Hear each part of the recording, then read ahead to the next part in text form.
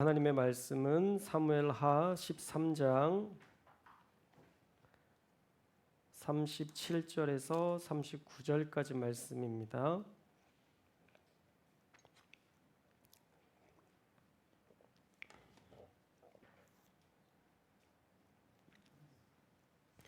사무엘하 13장 37절에서 39절까지 말씀입니다.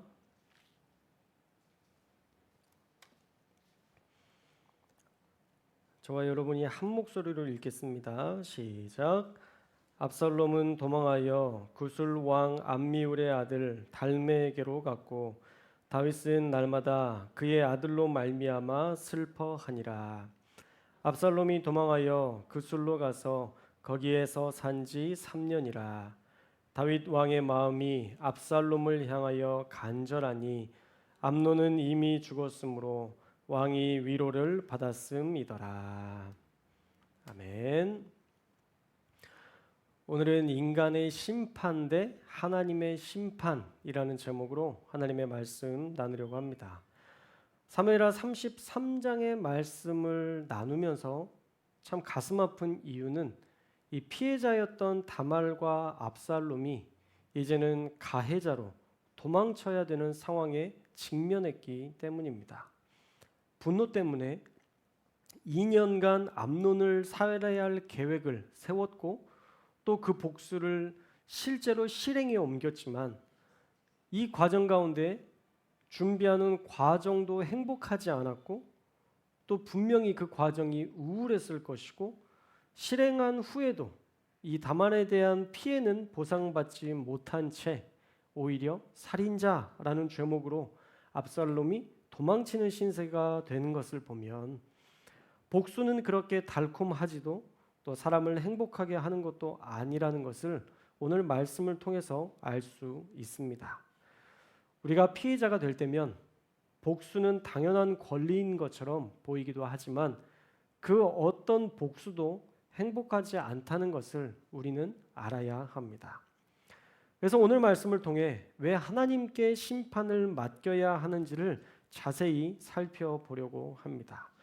저와 여러분도 말씀을 잘 기억하셔서 심판자가 되지 마시고 우리의 인생을 다스리시는 하나님께 심판을 맡기며 사는 인생 될 수 있기를 주님의 이름으로 축원합니다. 자, 오늘 말씀에는 암논이 살해당한 후에 다윗의 가문이 어떻게 되는지 그 배경을 설명하는 것처럼 자세한 정황을 설명해 주고 있습니다. 먼저 압살롬은 도망갔다라고 37절에 기록되어 있죠. 37절의 말씀을 함께 읽겠습니다. 시작.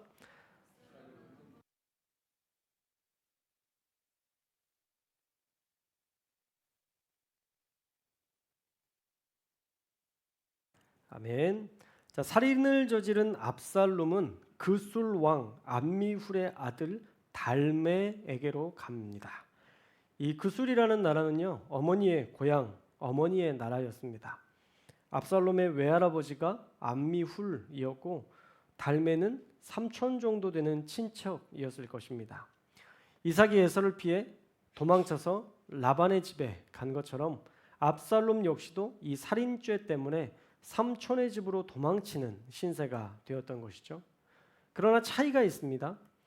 야곱은 장자의 축복권을 얻으려는 거룩한 욕심 때문에 그렇게 된 것이지만 압살롬은 한 생명을 살해한 살인죄 때문에 도망친 것이기 때문에 그 본질적인 내용에는 분명한 차이가 있습니다. 압살롬의 도망은 말 그대로 도주였던 것이죠. 그리고 38절 말씀에 보시면 그 도망친 연수는 3년 정도 된다고 이야기하고 있습니다. 그래서 적어도 5년간은 암논과 압살롬과 다말은 매우 우울한 시기를 보냈을 것입니다. 그리고 다윗 역시도 이 죽었던 첫째 아들 암논 때문에 우울한 나날을 보냈다라고 성경은 말씀하고 있죠. 37절 말씀에 보면 다윗은 날마다 그의 아들로 말미암아 슬퍼했다. 성경에 그렇게 되어 있는데 그의 아들은 누구를 가리킬까요? 바로 첫째 아들 암논을 가리키는 것입니다. 물론 암논이 다말에게 지은 죄는 어떻게 해도 정당화될 수 없습니다. 그런데 사람의 목숨을 그 대가로 취하는 것 역시도 정당화될 수는 없겠죠. 어떤 일이든 그 일이 범죄로 이어진다면 그것은 하나님 앞에서 바른 해결책이 절대 아닙니다. 이 보복 행동이 올바르지 않은 이유는요, 그 행동 때문에 누군가 또 슬퍼하는 사람이 생겼기 때문입니다. 다윗은 암논의 죽음으로 우울한 시기를 보내고 있습니다. 그러니까 이 보복 행동은 올바른 것이 아니라는 것이죠. 또한 동시에 이 일은 다윗이 하나님께 심판당하는 그러한 사건이라는 것도 우리가 잊어서는 안 됩니다. 밧세바를 범하고 우리아를 죽게 한 사건 이후에 다말이 암논에게 성폭행 당하는 심판, 딸이 아들에게 성폭행 당하는 이런 수치스러운 사건을 겪어야 했고, 또 아들이 아들을 죽이는 이 무서운 심판이 계속 이어지고 있는 것입니다. 그런데 그 모든 일이 다윗으로부터 시작된 저주 때문이라는 거죠. 지금 계속적으로 이 말씀을 반복하는 이유는 우리가 죄 가운데 거하지 말아야 된다는 것. 누군가의 눈에 눈물이 나게 하면 내 눈에서는 피눈물 날 수밖에 없게 된다는 것을, 하나님의 공의가 반드시 실현된다는 것을 알려드리기 위해서 계속적으로 반복적으로 이 말씀을 상기시켜드리고 있는 것입니다. 다윗으로부터 시작된 저주, 사무엘하 12장 10절 말씀에 보면 우리는 이미 그 말씀을 살펴봤었죠. 이제 네가 나를 업신이 여기고 햇사람 우리아의 아내를 빼앗아 내 아내로 삼았은즉 칼이 내 집에서 영원히 떠나지 아니하리라 라고 말씀하셨는데, 그 칼이 다른 나라와의 전쟁이 아니라 가족 간의 전쟁이 될 줄은 아마 다윗은 꿈에도 상상하지 못했을 것입니다. 그리고 11절에서는 내가 너와 내 집에 재앙을 일으킬 것이라고 말씀하셨는데, 이 재앙 역시도 자신이 용서하고 받아들인 압살롬이 자기를 향해 칼을 겨누며 반역을 저지를 것이라고는 아마 생각지도 못했을 것입니다. 결국 이 모든 재앙과 고통은 누구로부터 시작된 걸까요? 다윗 때문입니다.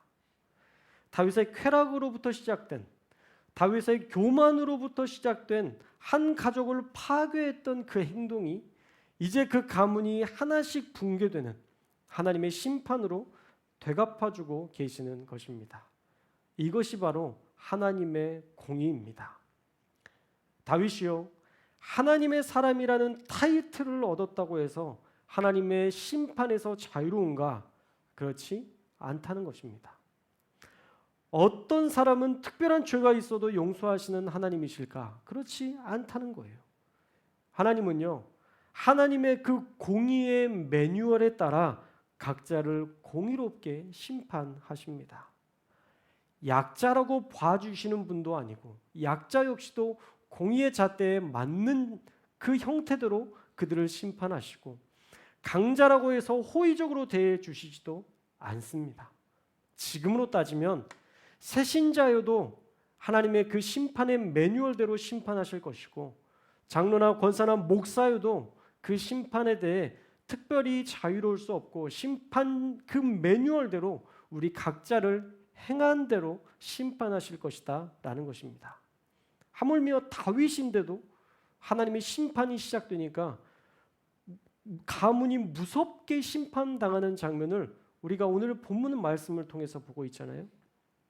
그러니까 다윗도 자유롭지 않다면 우리 역시도 자유로울 수 없다는 것, 나만 예외가 될 수 없다는 것, 우리는 늘 기억하며 거룩하게 살아야 할 줄로 믿습니다.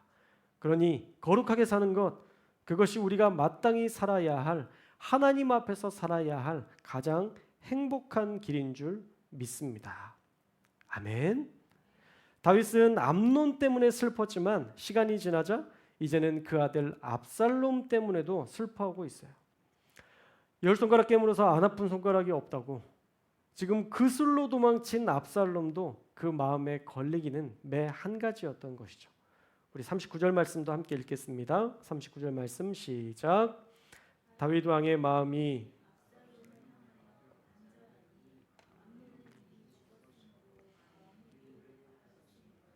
아멘. 자, 다윗이 압살롬을 향해 마음이 간절했다라고 표현하고 있는데 이 각자의 이 구절에 여러분들이 그 내용들을 정확한 내용들을 좀 적어 놓으시면 좋을 것 같아요. 사실 간절했다, 마음이 간절했다라고 하면 확 와닿지 않는데 사실 이 표현은 압살롬에 대한 그리움으로 간절했다, 슬퍼했다라고 표현합니다. 슬퍼했다.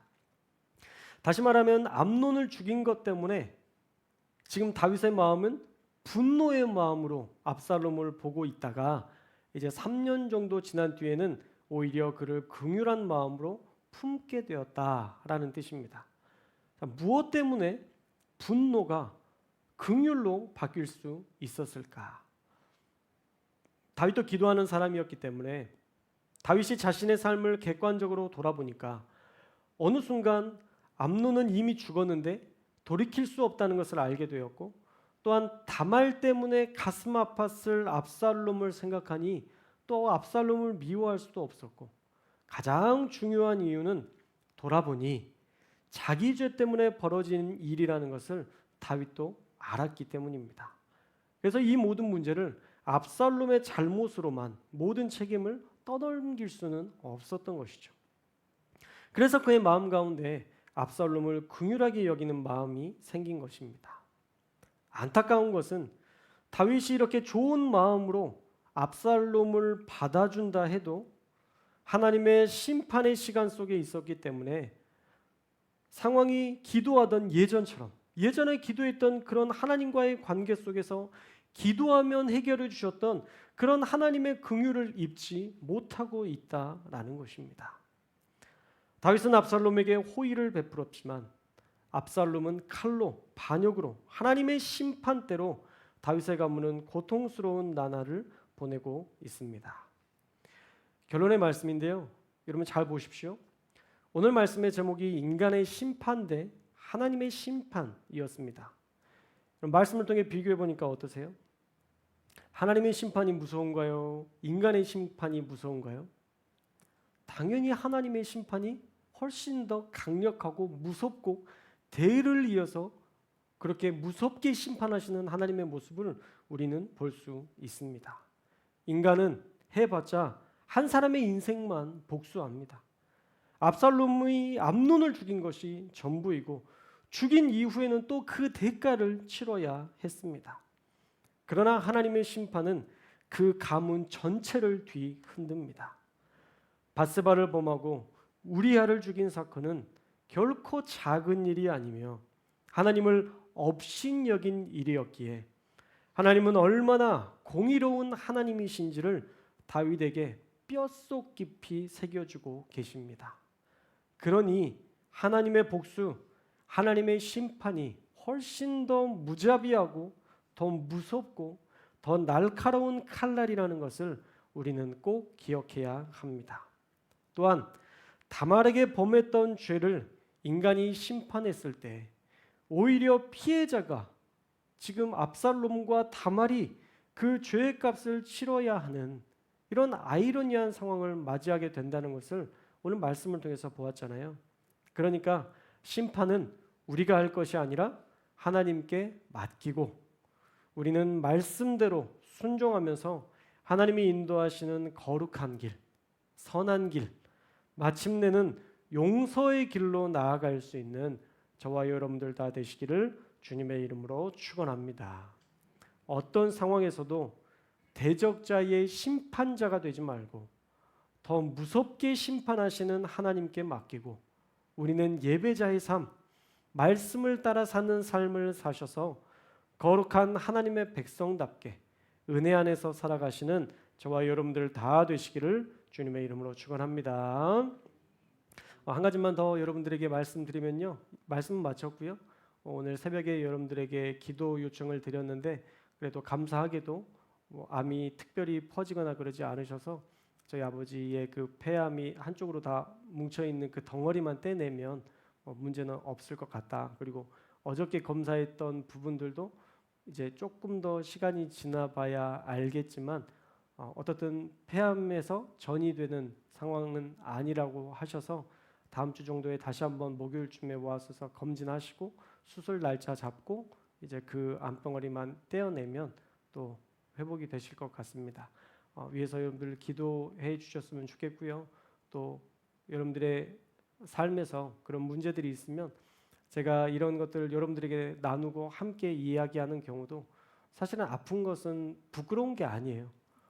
살다 보면 아플 수 있는 거고 또 어쩔 수 없이 그렇게 우리에게 찾아오는 그런 아픔들이 있는데 그런 고통들이 우리가 부끄러워할 게 아니라 사실은 그게 우리의 기도 제목이 됐으면 좋겠어요. 그래서 함께 기도하는 시간이 된다면 우리가 함께 그 어려움들을 뛰어넘어 본 거잖아요. 너무 귀한 일이잖아요. 그래서 오늘도 참 제 예전에 그 젊은 날에 고등학교 시절의 그 간증이 제 인생에 늘 하나님을 신뢰하게 되는 그런 하나의 사건으로 간증으로 남아 있는데 여러분 가운데에서도 우리가 그런 모든 기도의 제목들을 함께 나누고 또 하나님이 이루시는 역사들을 함께 찬양하며 그렇게 나아가는 것이 참 좋겠다라는 생각이 들어서 여러분들의 아픔들을 부끄러워하지 않으셨으면 좋겠고요. 저에게 같이 이야기해 주시면 또 우리 성도들과도 같이 공유해서 그것이 기도의 제목으로 함께 하나씩 이겨내는 그런 함께 동역하는 중보기도의 능력을 우리가 날마다 경험할 수 있었으면 좋겠습니다. 아직 완전히 끝난 건 아니지만 이 모든 일들 잘 해결될 수 있도록 아버님 위해서도 기도해 주시고요. 또 여러분들 기도 제목이 있으면 꼭 말씀하셔서 함께 기도하는 시간들을 우리가 가졌으면 좋겠습니다. 기도해 주시기 바랍니다. 제가 기도하겠습니다.